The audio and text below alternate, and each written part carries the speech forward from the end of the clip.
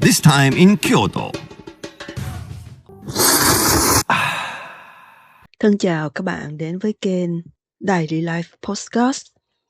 Hôm nay mình có cảm hứng nói về đề tài mì được chế biến tại Nhật Bản. Tại sao lại là mì?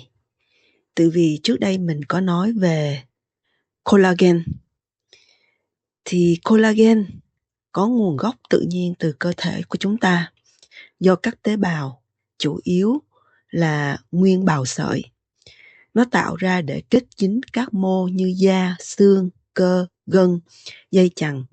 Đồng thời thì collagen cũng bổ sung, thường được chiết xuất từ các nguồn động vật như da và xương bò, cá, heo, gà hoặc các nguồn thực vật và biển. Thì khi các bạn nấu phở cũng như là nấu mì, thì trong cái nước dùng mì thì người Nhật họ dùng rất là nhiều chân gà, xương gà, xương heo, da heo. 京都ラーメンっていうのはこれ一つっていうなかなか定まったラーメンがないんですよね。古きに固執するんじゃなくて新しいことも寛容に受け入れるっていう背景があります。 Đó là những cái loại thực phẩm mà bên Nhật người ta không có bán các bạn. Người ta vứt đi. Thì những cái tiệm bán mì họ mua về để họ chế biến ra một loại nước dùng, mà trong cái nước dùng đó có rất nhiều chất collagen. Nguồn gốc tự nhiên của collagen thì nó có trong cơ thể của con người. Thì nó có hai vấn đề chính là nó tự sản xuất. Thì cơ thể tự tổng hợp collagen từ các axit amin. 高校の最初の頃だから70年近い次の1回食べられたんだ自慢しとったみたい Hoặc là vitamin C, kẽm, hoặc đồng khi kết hợp với các thành phần khác. Thì trong những vị trí đó nó có mặt ở khắp các mô sợi, chủ yếu trong da, xương, gân, dây chằng, sụn, mạch máu, giác mạc và nội tạng. 黒いラーメン屋だから結構濃いんちゃうのとかって思わはるけど意外とねあっさりしてる思ったよりも辛くなくって甘さっていうか Thì động vật cũng vậy các bạn, có một cái cấu kết giống như vậy. Nhưng mà bên Nhật người ta không có ăn chân gà các bạn. 鶏ガラと豚骨ベースになるものは何も変わってない Bên Nhật người ta không có ăn da heo hoặc là xương, cho nên những cái tiệm họ mua. やっぱり日本人なんで醤油好きなんで体に染み渡るようなやっぱりスープにしたい毎日でも食べられるような味飽きが来るやっぱりそういう教えっていうのがあるんで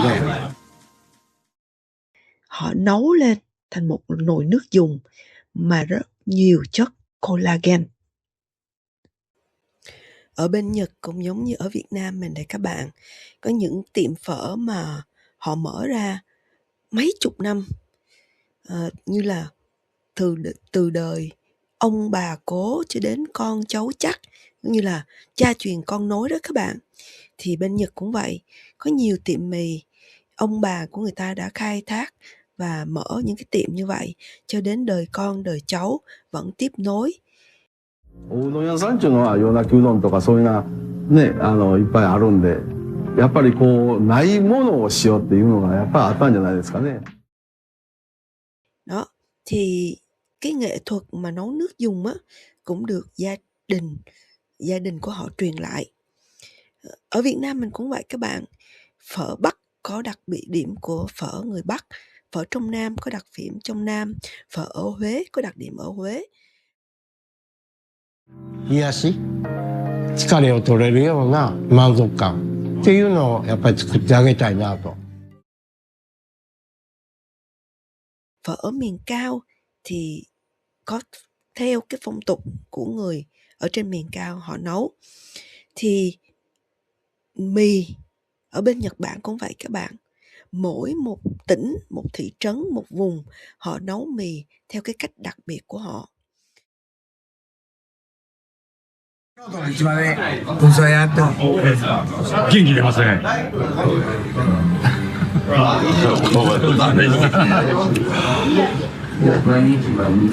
うまい。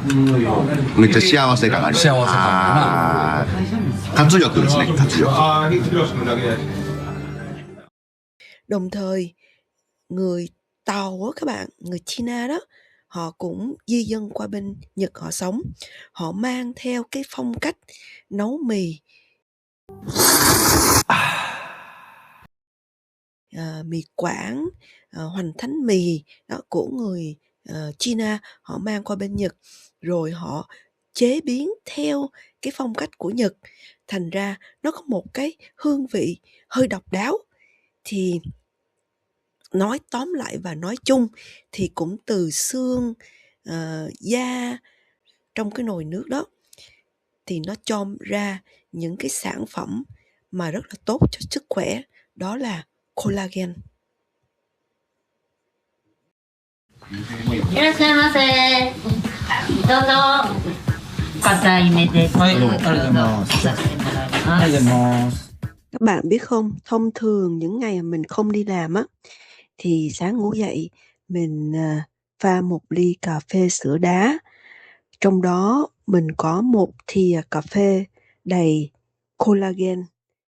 スープが結構濃いので、それに麺が絡んで美味しいなっていう。しつこくもなくて、でも背脂乗ってるし。 Mà cái loại collagen mình dùng đó là tên là collagen peptide. Bởi vì cái loại bột này đó, peptide này á, nó vào cái bộ phận tiêu hóa của mình, nó rất là nhanh có thể đi vào những cái mạch máu. 大体風上げにされて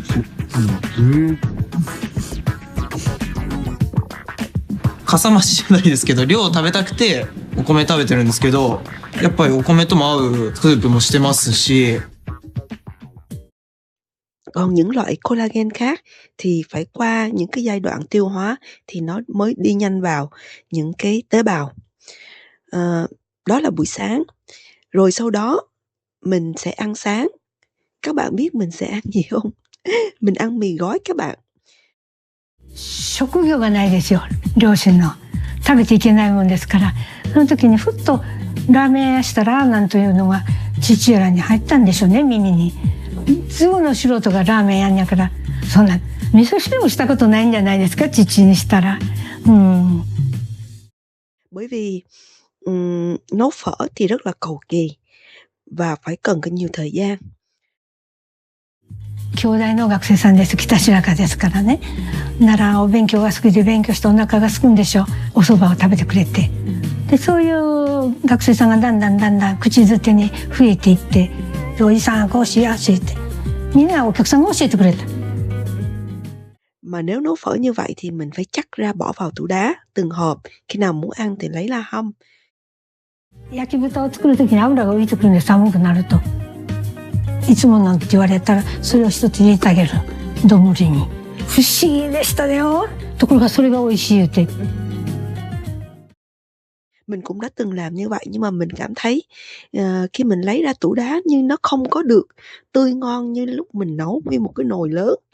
Cho nên nhiều khi mình cũng không có muốn lấy ra để mình hâm lên ăn nữa các bạn. Bởi vì trong cái chất súp đó nó có rất nhiều collagen. いや、今研究してるんで、研究で疲れた時に一発こういうの入れとくと、研究室戻ってにらめっこですね、データと。ここでいっぱい蓄えて、ちょっと寝ちゃうんですけど大体は。で寝てから頑張る。 Cho nên mình làm biếng đó các bạn. Mình chỉ lấy một gói mì, mì Nhật các bạn.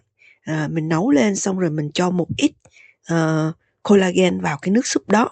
Rồi mình húp. Đấy. Tối trước khi đi ngủ. 多種多様にお店があるんで、本当いろんな種類のラーメンを食べるラーメン市場みたいな。ここもだからラーメンストリートって言われるぐらいだから、いろんなラーメンありますし、結構片っ端から学生の時行ってたんですけど。Thì mình mix một trái chuối với lại 8, 9, 10 quả Yurubai á các bạn. Đó, rồi đổ loại sữa mà không có gluten free á, một ít đường. Nếu mà có đôi khi nhà mình không còn mật ong nữa thì mình mới dùng đường, chứ thông thường thì mình dùng mật ong. Mình xay lên rồi bỏ một ít đá vào, mình uống trước khi đi ngủ. Đấy. 濃厚ですよね。甘くてなんかすごい癖になる感じで。大学生の頃よく出たんですけど、やっぱり美味しいからもう一回それにハマって、コクもあって、なんか深みもあって。昔はもうちょっとあっさりしてました。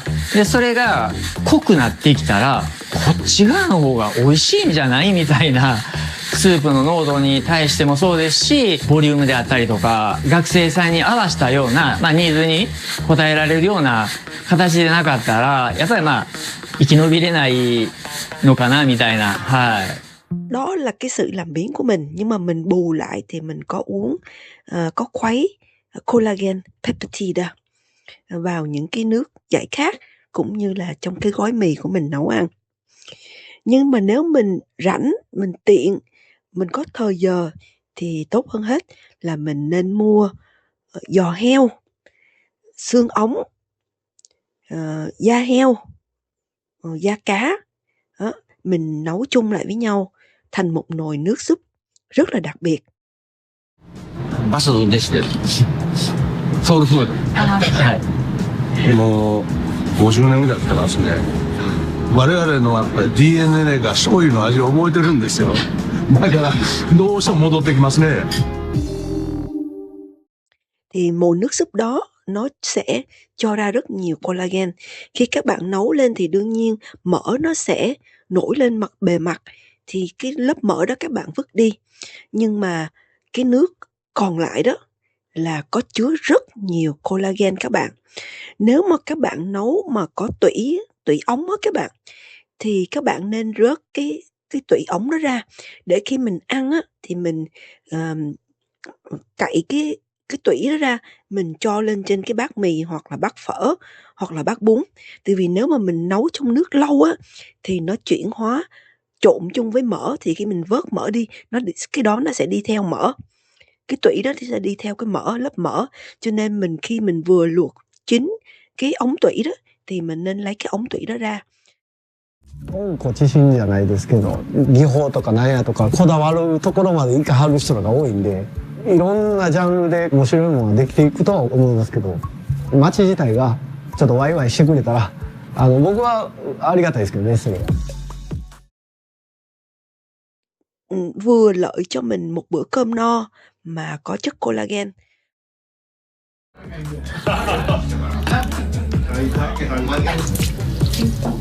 Còn như mình đi làm nhiều, không có thời gian làm biếng thì mình mua cái loại bột collagen peptide. Lúc nào mình cũng có trong nhà hết các bạn. Thì tốt nhất là khi mình làm thức uống thì nó đi vào trong những cái tế bào nhanh hơn là mình trộn vào thức ăn. Khi mình trộn vào thức ăn thì khi vào bào tử thì nó sẽ phân tách ra và nó đưa vào những cái tế bào chậm hơn. Cho nên muốn nhanh thì dùng vào thức uống. Cho nên tại sao người Nhật họ nấu xương, da heo, da cá chung với nhau? Bởi vì trong đó có chất collagen, mà khi mình uống á, mình ăn mì mình húp cái nước đó, thì khi vào trong bao tử mình á, nó sẽ phân loại và nó chia ra, và những cái tế bào nó hấp thụ nhanh hơn các bạn. Đó là nguyên nhân mà tại sao người Nhật hay ăn mì